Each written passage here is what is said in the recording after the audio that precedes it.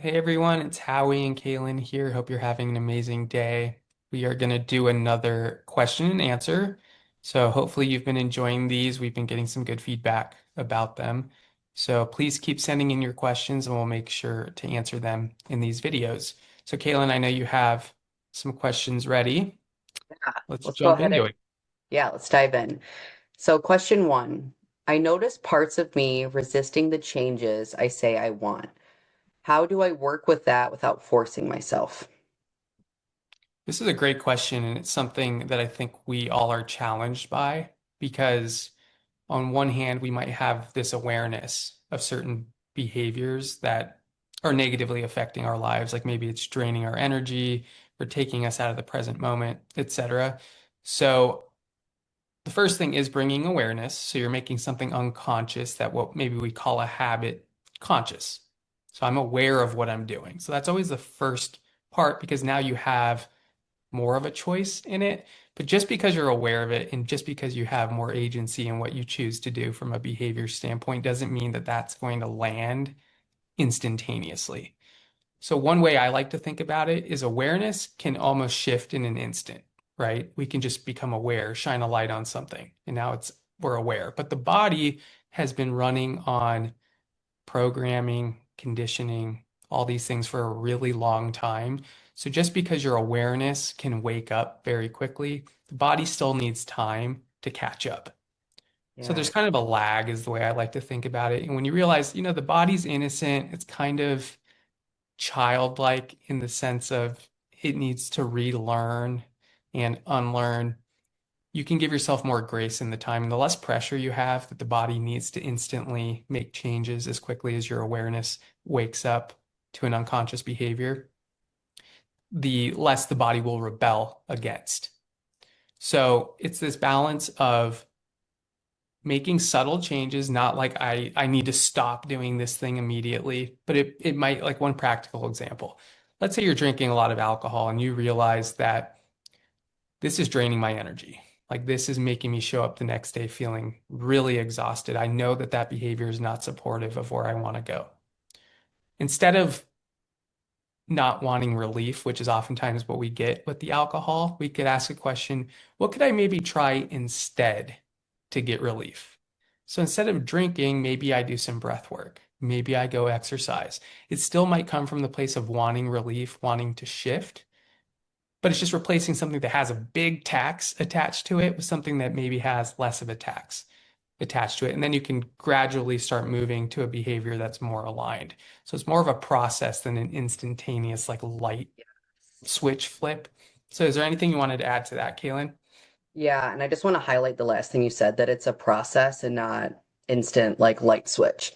I think many people give up in like the sticky middle, right? Because it doesn't happen overnight. And you have to think so many of us are running on these templates and programs that have been there for years, right? So it's going to take a little bit of time to get your nervous system, to get your psyche or even identity shaped around this new sense of becoming.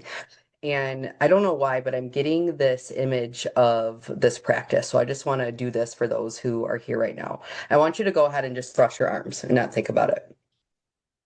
Notice how that feels. It feels comfortable. It feels normal. Now go ahead and uncross your hands and put them the other way. What do you notice? Right? It feels weird. It feels like something's wrong. It feels uncomfortable, right? This is an example of cognitive dissonance. And this is exactly what happens in the mind and in the psyche when you are desiring to change, when you are desiring to transform. It's going to feel uncomfortable. It's going to feel unfamiliar. It's going to feel like something is essentially wrong. That's the resistance that you're experiencing. All right. And pretty much it's just a mirroring that, there's nothing wrong the resistance in me changing my arms the way that they're folded, but it's just something that's unfamiliar or unpracticed to me and my body. So the resistance isn't a sign that, something's wrong or that it isn't in alignment for you, but rather that there's a part of you that just needs more support with it. So instead of feeling like you have to force yourself into this new way of being, behaving, relating, whatever it is, it's more about kind of getting curious about what am I resisting? right? What does this part of me need to feel more supported? Because in my opinion, resistance is always going to point us to an aspect of us that is craving deeper alignment. So when you're saying, I notice these parts of me that are resisting the change, that's the part of your identity, that's the part of your body that needs a little bit more support through the integration, through the embodiment. Right. And like how I said, it's a process. So, kind of like we just did with our arms, and it feels a little bit uncomfortable. But the longer that I sit and kind of flip and try this new way, it starts to feel natural. It starts to feel comfortable. It starts to feel safe.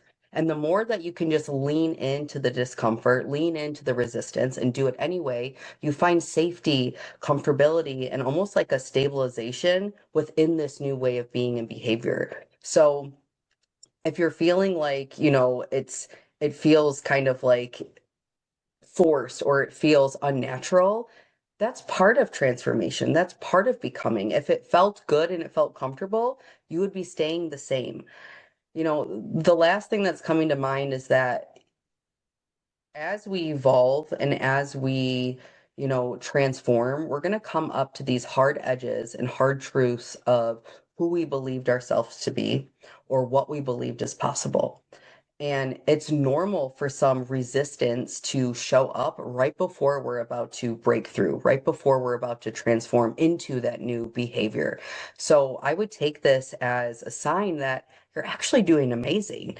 And the resistance is evidence that you are truly trying to make those choices and that you are trying to make those changes and to just keep going. Exactly. And I love that little exercise because you're right. It does feel awkward because your Yeah, body's, it's almost like you have a dominant side. So it's like the it's a same program. thing. You Yeah. have dominant programs. One thing for myself that helped me a lot with certain behaviors that I really like, I knew they were not supportive of me, but for whatever reason, I just felt like I could not stop them. Is I was trying to like quit a behavior instead of upgrading a behavior. So I Mm, wasn't replacing the behavior with something else. I was just focusing on trying to stop something. And then it's like, well, now what? So we just do yes. nothing.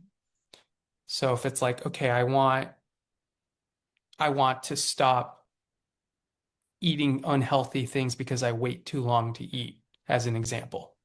Yeah. It's like, okay, you can try and stop eating McDonald's. And it's like, well, I'm still hungry. So what am I replacing it with? So for me, Yeah. like using this example where I would go like all day not eating, and then it'd be like now my body's like crashed out and I just have to eat the quickest thing available. The way I Yeah. replaced like fast food was I started meal prepping and I just started having options that take me 1 minute to heat up that are ready to go because I know for myself I just pick the quickest thing. It has Yeah. nothing to do with like the taste or like I need McDonald's. It's like, no, I just do the thing that's easiest. And if a drive-through is the easiest, that's the thing I'll pick. But if I have something in the fridge that's ready to go and it takes 1 minute to do it, that's actually easier. So I just make that choice. Yeah. I But love that. before it was just like, I just have to stop doing this. And then I'm starving and I'm trying to cook a meal. And it's like, that's not going to be sustainable. So we have to get honest of like, why am I reaching for these things and what can I create in my environment that's just as easy to reach for? And so that's kind of a practical example. And that helped me tremendously. And now I'm in a rhythm of like, I just meal prep. I just always have stuff ready that's Yeah. aligned with my health goals. And I enjoy it. It tastes good and it's fun. And I feel like, wow, I actually broke out of that pattern. So that replacing function is really important too. Yeah, I love that. I love that. I feel like that's complete. Let's go to question two. How do I discern what's intuitive guidance versus old conditioning in a new disguise? Ooh, I love this question. It's a really good question. And this is another one that can take time to gain clarity around. But one area for me, if it feels like there's a lot of urgency around it, Mhm. usually that's coming from conditioning versus if it feels more like less urgent, but still like a supportive choice, that tends to be more intuitive. So just Yeah, asking myself, is this coming from urgency? Usually for me, if the answer is like, yeah, like this is kind of a frantic energy for why I'm doing this, it's coming more from fear than intuition. yeah. I will say this is probably one of like the biggest questions of people who start to wake up to intuitive guidance. And the obstacle is trauma and intuition both live in the body. And so many of us are programmed and conditioned to operate from our trauma, from our wounds, right? Because at the end of the day, we want to be safe. We want to not feel the pain again. We don't want to experience it again. We want to be safe, right? So again, it's wise in its nature, but when we're trying to really learn how to be soul led and really tap into intuition, I love what Howie shared is that, trauma usually is going to have urgency. It's going to, talk in the essence of comparison, of timing. There's always going to be some strong, like energetic charge with it, right? Where you kind of like feel the activation in the body. Well, that's going to let you know that it's moving from this lens of trauma or from the past, right? Because it's already living within. You can feel it, right? Where intuition, the reason why so many of us miss it is because it's subtle, it's soft, right? It's more like a whisper. And if you aren't really cultivating a practice to slow down and connect with it, it's missed all the time. We miss the signals every day, and me included. I still do it, right? But intuition is going to be more of a nudge. It's going to be more of a pulling. It's going to be more of a curiosity. It's going to be more like desire, like, hey, why don't we try this thing? Or maybe this would be cool. It's never going to talk in a language or a tone that is demeaning, that is superior. Um, if that kind of makes sense to you, or like I said, coming back to how the energy feels in the body, right? It's going to feel more expansive. It's going to feel open. It's going to feel kind of like that tingly, like butterfly, like, ooh, this is exciting, right? Where so much of the old conditioning is going to feel heavy. It's going to feel stagnant. It's going to feel like there's danger, essentially, because what the body and the psyche is scanning for. So I think too, just really taking a minute when you are curious to take a minute and just breathe and to connect with your body and to connect with your breath and just notice, how does this feel in the body? What part of me is this coming from? The part of me that's clinging to stay safe, or the version of me who's ready to expand? And I feel like that can really give you kind of insight into what voice is kind of taking the stage. Do you want to add anything? Exactly. And I think that intuition also has like the very physical component to it. Like your body's like, I'm thirsty. I need to go to the bathroom. I need to Yeah. eat, etc. Like, are we listening to the signals and then giving Yep. your body what it needs? It's like once you start listening to like, hey, I'm hungry, and you feed it something nutritious because, like I mentioned before, you're prepared Yep. for that, or you have good water ready, whatever it is. Now you're building that connection with your body to where you can Mm, actually hear what it's asking for. So it starts physically, like if it's like I'm tired and you don't rest, it's yep. like you're ignoring the intuitive signal at the most basic level. How are you going to get clarity on other Yes. things if you're ignoring the foundational principles of food, water, bathroom, air, Yes. movement, right? So I think a lot of intuition sometimes can be like getting a sign from God or the universe, and that's the way we bucket it, but it's really listening to your body. Yes. What's supportive of my body? And going back to the point about urgency, which Kaylin mentioned, is coming from survival. That's coming Yep. from the trauma. That's quick, like I need to get out of this moment. A question of, does this feel supportive regardless of the timing? Yeah. Like drinking water. Well, does that feel supportive? Duh. Like we need water to survive. So I think we got to tend to our life at the basics first, and then we open up to more. If Yeah. tending to the basics, what's the point of like learning something new that you can do in your garden when every plant's dying because you're not watering it?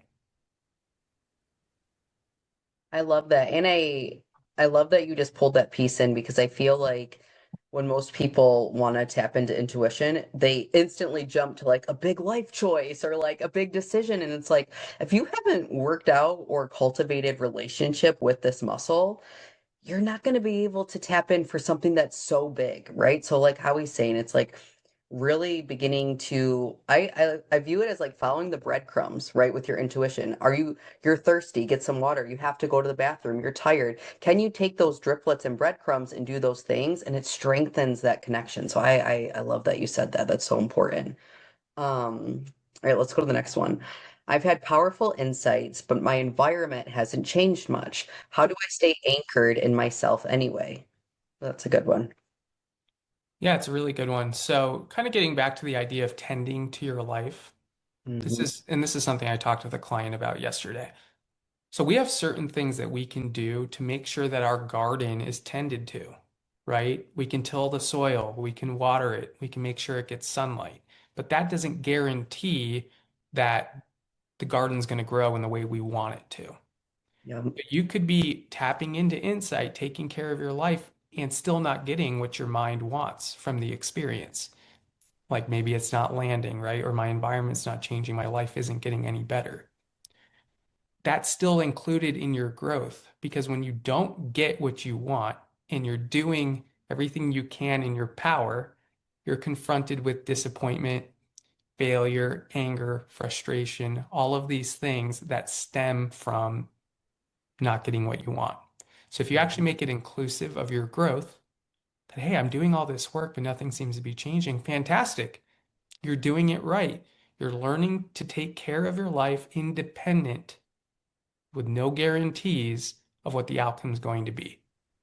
And if you can Yeah. do that, like I tend to it no matter what. Sometimes I have a huge harvest. Sometimes the macro environment doesn't support a huge harvest, and I get to sit with the feeling of loss. It's all part of the process. But yes, it's a functional failure, not a moral failure, if we're not taking care of our side of the fence. If we're not watering, tilling, giving sunlight, how can we expect anything to grow? So we have to Yeah. get honest, like, am I actually supporting the conditions for my life to grow so that it's even possible? If the answer to that's in general, yes, or we're moving in that direction, fantastic.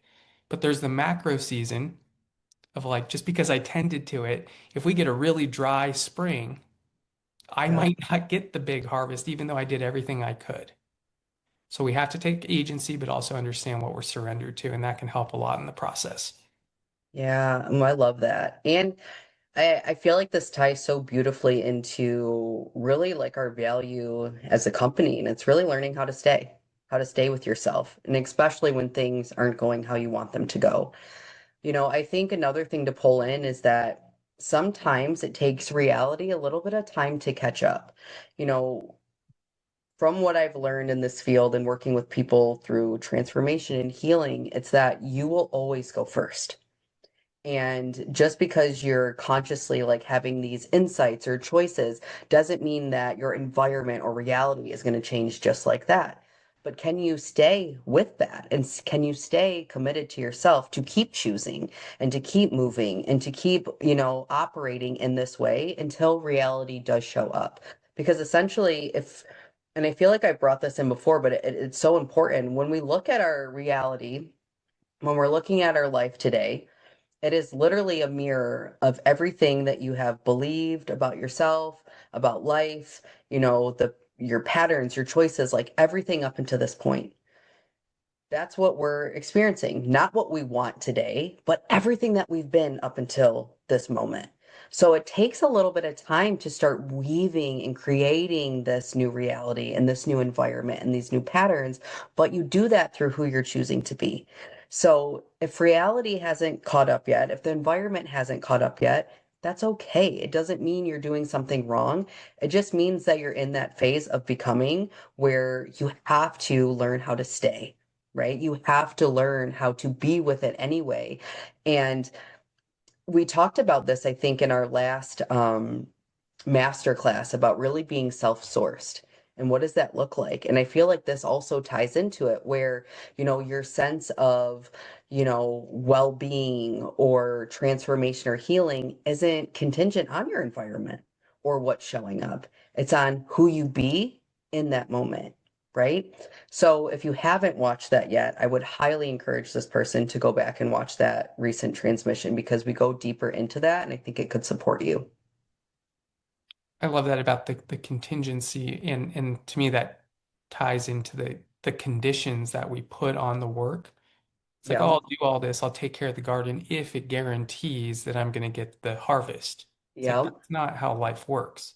There's no guarantees that because you put in the work, it's going to happen in your timing or it's going to look the way that you think it needs to look.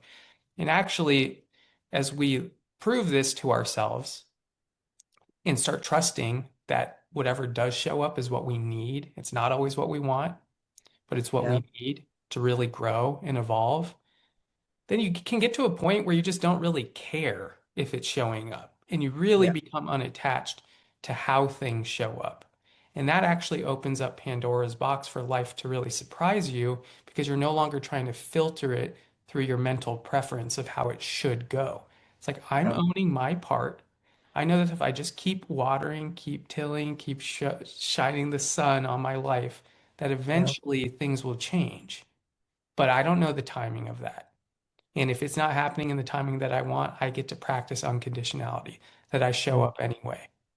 And this is actually one of the biggest lessons we get from things not changing within the time frame that we think they should. Is we learn to Yep. stay, like Kaylin mentioned, and we learn how to be unconditional that I'm doing this because it's who I am Yep. versus I'm doing this because it's going to guarantee that life Or gives me what I want. yeah, or to get blank. I love that. So true. I feel like this one kind of piggybacks into it nicely. What does it look like to repattern a response in the moment it's actually happening? Yeah, that's a really good question. I think sometimes when we think of it as like doing it in the moment, it can still kind of be a timing type thing. I think you can become aware of something in a moment. Yep. When it comes to repatterning, I think it's more of consistency over time. Yep. So it's the idea of Agreed. like, I'm going to choose to continue to support myself in the best way that I can, and I'm just going to focus on that. That's what I'm in control of. When things shift, when things really land, that's not really in my control. So I think it does tie back to what we just talked about. Yeah. And I think too, I think we use this example, but it's coming up again. What it could look like is like how he's saying maybe you had the awareness came up. It's hard to actually repattern right in the moment you become aware of something, but maybe the doom scrolling on TikTok, it's coming to mind again. You had the awareness that you have this pattern that maybe you do it every night because you're avoiding blank, right? So let's say tonight I go to bed and I notice I instantly grab for my phone and I have that moment where I'm like, wait a minute. I notice that I always do this. What it would look like in that moment is to put my phone down and check in with my body. Maybe I pick up my journal. Maybe I pick up a book. That would be what that choice looks like in real time, right? Where I'm noticing that the easy thing or the comfortable thing or the familiar thing would be just to go binge on Netflix.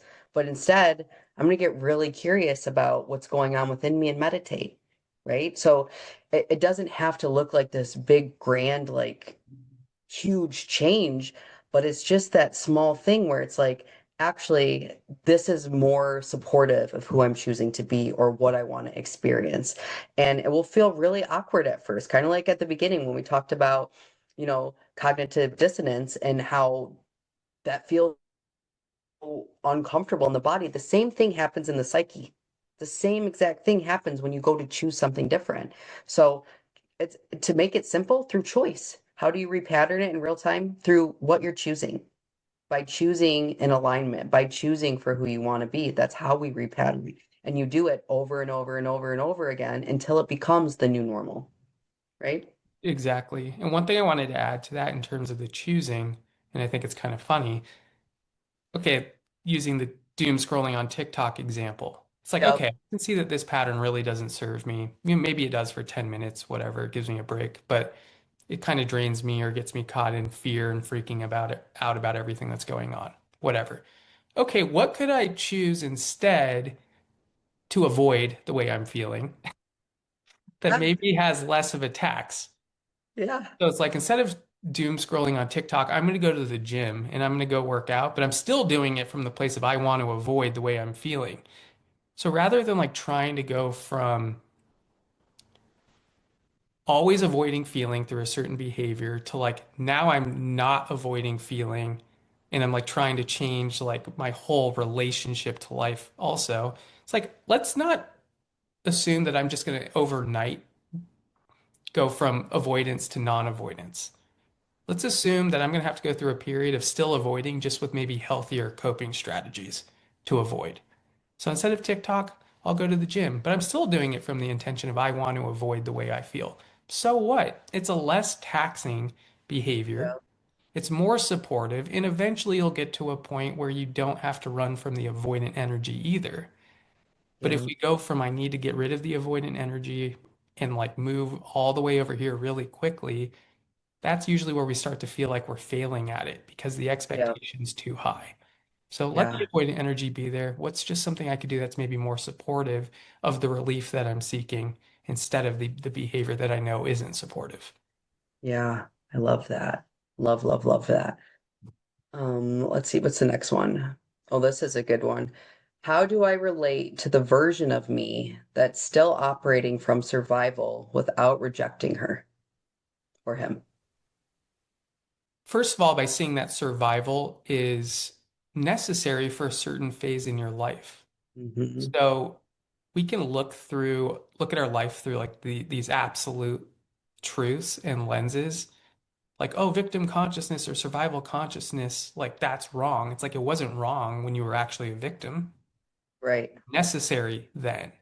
But Hmm. you can also look at it and say, is it necessary now? If the answer to that's no or not really, then you look at it through the lens if it was necessary, and of course you feel this way. How could you Yeah. feel different? This has been your experience. Like I see that, and I love you. It's not about trying to change the past. Like, Yep. like that was something wrong, and it's not excusing things people did to you or whatever, maybe things you did. It's just looking at it, it's like I was doing this from survival. It served a purpose, but I'm more mature now and I can choose differently. So it's not this or that, it's this and that. Yep. That was true, but it can also be true that you can live in a different way. Yeah. And I'll just like yes to everything that you said. I feel completely the same way. And I think that when you're saying like, how do I relate to this version of me? I think it's by not rejecting her or him, right? When we can get really up close and intimate and curious about why they were there in the first place. And also honoring them. Like Howie's saying, there was a reason why that survival aspect of you had to come out. And it always comes back to trying to keep you safe. So that version of you was this part of you that loved you so much, that cared about you so much, that was trying to protect you so much, right? And now I think it's about creating enough safety that they no longer have to be the one running the show, right? And we can do this through coaching and integration, where you almost kind of like begin to marry the two parts together, where this part of you that's been armored up and fighting, for survival for so long begins to learn what it feels like when we no longer have to be bracing for impact, right? And we do that by, again, not rejecting them, but integrating them, accepting them, right? Allowing that part to really become merged with who you are today, because there's still an intelligence and a wisdom and a gift in that aspect of you.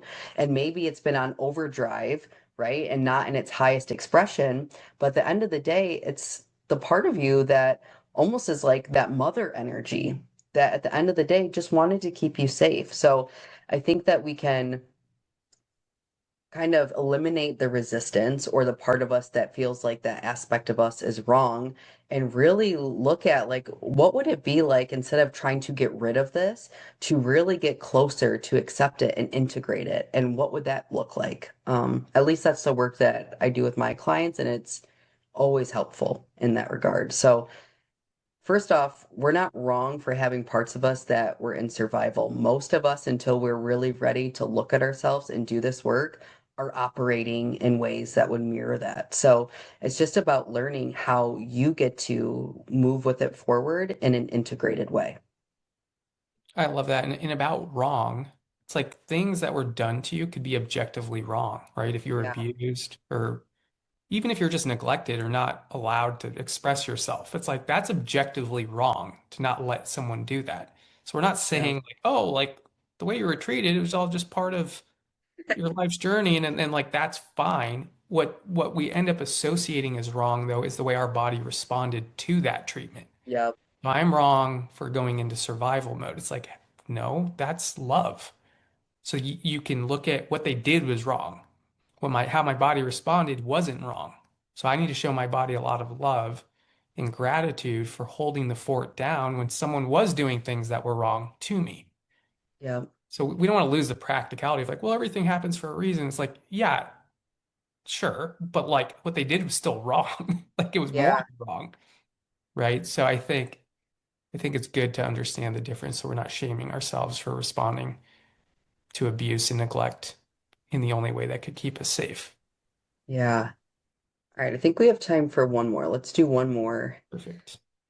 I feel like I've outgrown certain dynamics. How do I navigate that without burning down my whole entire life? Ooh, this is the burning question of everyone going through transformation. I love this. So the biggest thing for me when I've navigated challenging dynamics, the point and perspective I got to is like there doesn't have to be a perfect solution. Yeah. Basically, at what level of boundary do you want to set? So like for example, I'm not going to get into specifics just out of, not putting anyone on blast, but in certain relationships in my life, I decided I want this person to be a part of my life, but I also understand that I don't want to go super deep or open up too much with this person because they tend to hang that stuff over my head. Yeah. So instead of like, I need to just totally cut people out that do anything to me and like I need to remove myself entirely, maybe you need to do that with certain people. Maybe you need to do that in a phase with certain people. But finding like the part that can kind of work, just understanding that it's not going to be this perfect solution of where like if Yeah. I have them in my life, they better respect me and they better this and they better that. It's like choose the level that you're willing to tolerate some BS if you want to have that person in your life. You have to weigh out the pros and cons. And it might be kind of close to like a 50-50 type thing.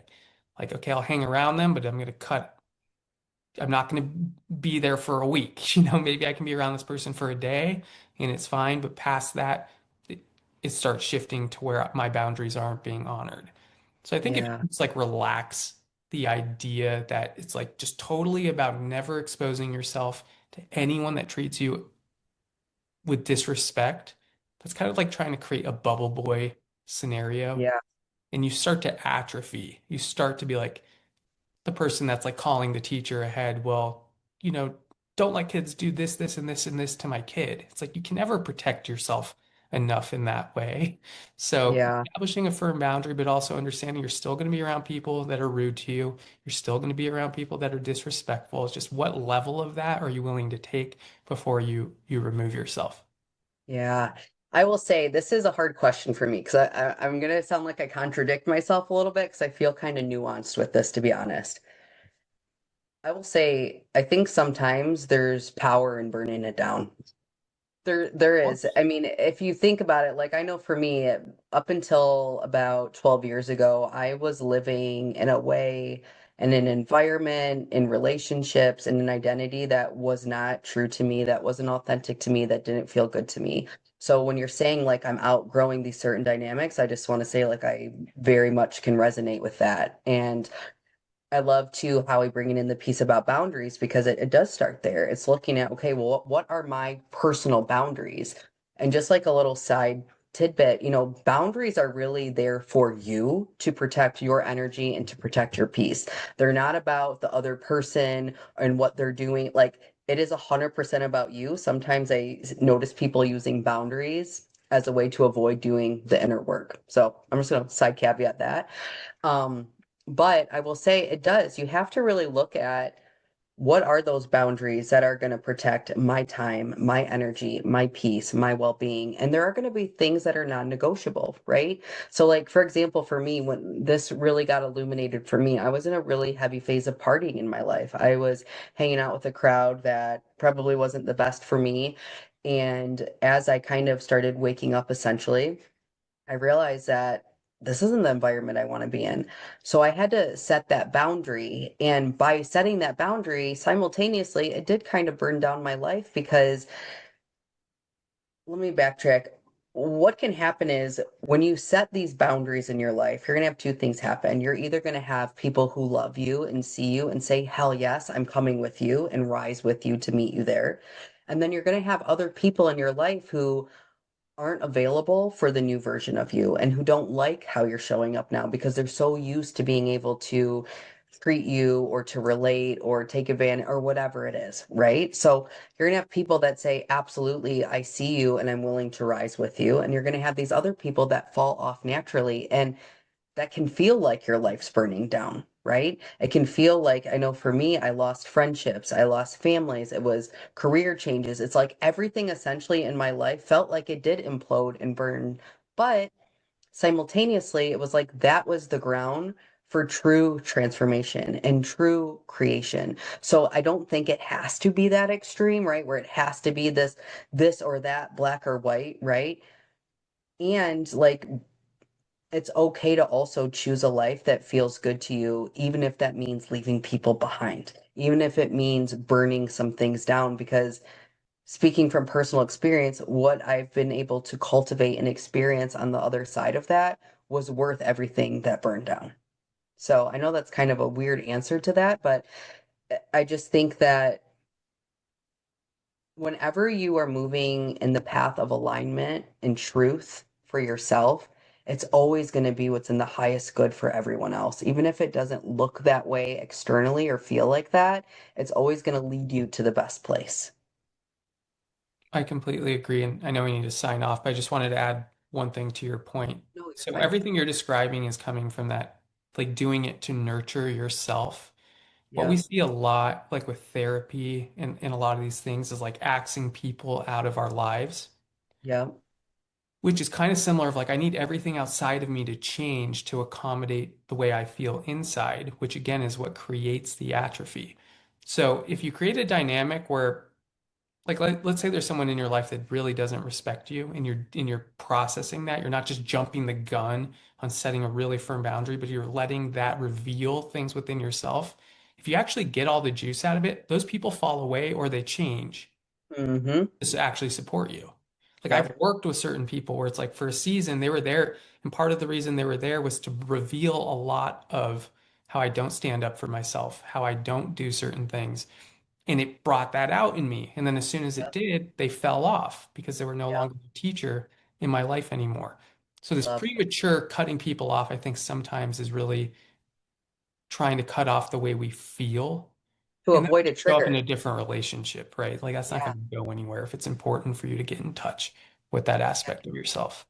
I love that. And that's exactly what I meant by the boundary thing at the beginning. I see this a lot of times with clients where they're like, "Oh, well, I cut my mom off or I cut this person off or I quit this job." And it's like, if you're setting in a boundary to solely avoid being triggered, then Yeah, you have more work to do because that's not what a boundary is for, right? It's exactly. not to avoid them triggering you or pissing you off. It's to protect yourself, right? So always like be checking in with yourself. What is the part of me that feels like I do need to burn this down? Is it Yeah. coming from this place of honoring myself and honoring alignment, or am I just trying to avoid a feeling or being activated, right? So this is a hard question because it's not a black or white. It's a very individual thing that you are going to have to go through and you are going to have to decide and figure out what that looks like for you and what's tolerated or even just wanted at this next level that you're stepping into.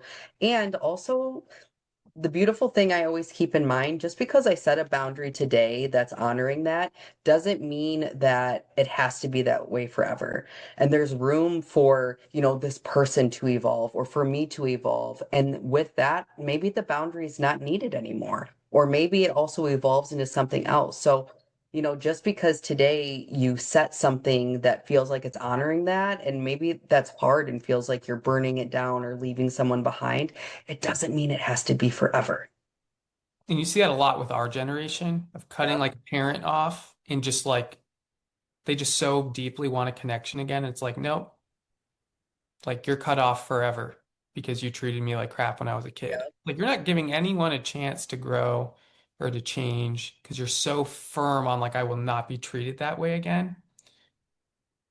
And we all deserve respect, but we also have to understand that people are healing, they're projecting, they're not going to do it perfectly. If you're holding this higher than thou standard for people, you're just not going to have a lot of relationships because you're expecting Exactly. people to be fully healed in order to relate with you. That's not Yes. very loving. But I get sometimes we have to just remove ourselves so we can focus on us. That's not burning the bridges in the sense of it's about them, it's about you. And if that's the consequence, so be it. Yeah, I know we got Yeah. to run. Thank you so much for everyone tuning in. Thank you, Kaylin. Is there anything else you wanted to add? No, just thank you guys for continuing to show up and to, be a part of what we're creating here. Again, please like drop your questions, whether it's on the Q&A thread in the community. We do our best to make sure that we touch on those first above everything else. So the more that you guys are involved, the more that we can curate this in a way that's really going to support each of you on your individual path. So we love being able to come on and do these with you guys, and we'll see you in the community. See you, everyone.